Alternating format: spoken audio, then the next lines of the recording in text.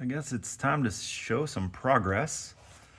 Have done a lot of things. It's taken a boatload of time, but I really like how things are coming out. So here's the original long tube headers I was using. You can see they're still really crusty, rusty.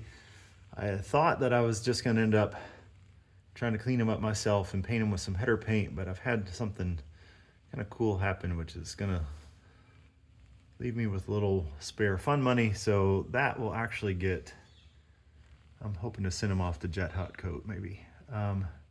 But the original collector that necked down to 2.5 inches has been cut off, and I've welded on 3-inch. Then I have done a boatload of work. I'll end up probably pulling this out to show it in another video, but made an H-pipe. That was a huge pain in the butt. I watched a video on the internet about how to do that, and man, he made it look so simple. And in some ways it is simple, but it's probably simpler when you build your H-pipe first and then connect everything back to the vehicle. But here it was really key for me, at least, to have that match up properly, which is a boatload of work. But I've got the H-pipe done. Things have been leak tested. One of my daughters helped me pour water into things and make sure that I didn't have any leaks. I had a couple. So that's all been sorted out for the most part. And I'm here to the section where I'm now got my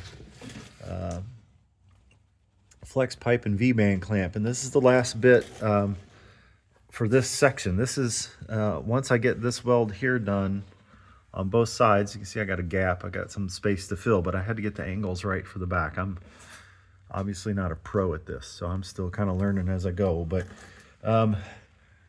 this section will be the end of it before the V-band clamp.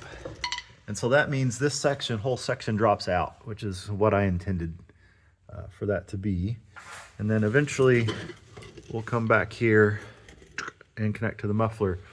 So muffler on each side, a V-band clamp. And so that part is kind of a pain, because once I get to doing that, the part over the axle, once that's welded in, you just kind of have to weld things in the vehicle. So leaving them loose and getting underneath, and that is, I've done this before. I'd forgotten that part. It's not particularly fun.